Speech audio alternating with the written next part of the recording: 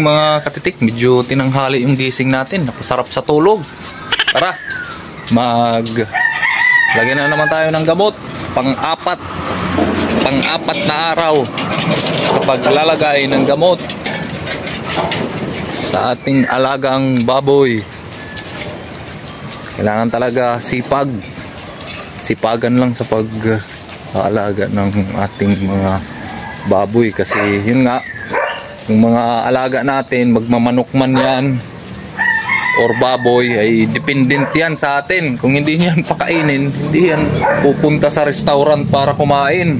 What? Yan, kaya responsibilidad natin yan. Kung ano man yung resulta nila, kung may mga problema, tayong may kasalanan din yan. So ngayon, obligasyon natin yan na ipagamot sila. Ayan, sprayhan na naman natin ng Combinix 1 spray yung sugat niya. Pang-apat na araw, mga katitik. Tulad din ng isang ito dyan sa kanyang kanang paa sa harapan. Pero gagaling at gagaling na rin yan.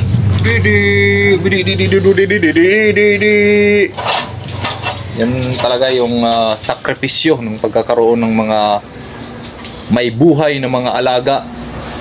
Kailangan, kagaya rin ng tanim, kailangan din didiligan, lilinisan, araw-araw ichichik. Yan yung mga advantages kung naka-focus tayo sa isang bagay, kasi naaalagaan natin ng mabuti.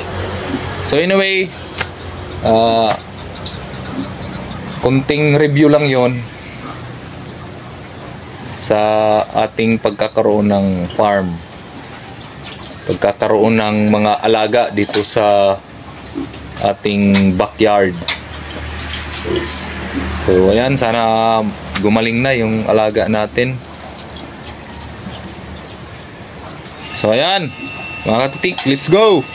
So ayan mga katitik, natapos na nating isprehan. Yun, nagagalit. Tapos na nating isprehan yung sugat niya. Yun. Tapos dito rin sa isa.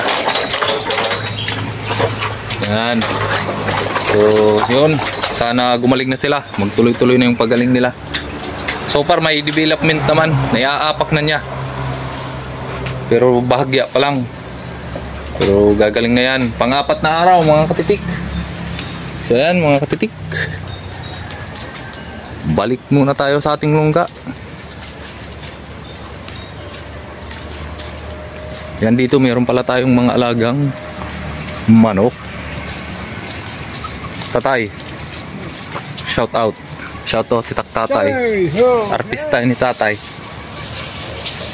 Yan, ito yung broodcock natin na salbahe. Yan, Gilmore Hutch.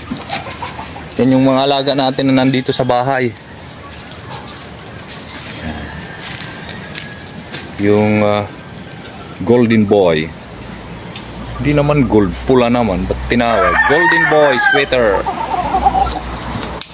Yan, huwag ka lang lalapit dyan kasi medyo salbahe. Tapos ito naman yung white kelso natin. Yan yung broodcock natin. Tapos yan naman yung palahi natin sa regular gray. Yun mga katitik. So ayan mga katitik, hanggang dito na lang. Again, maraming salamat sa inyong suporta. Bye bye.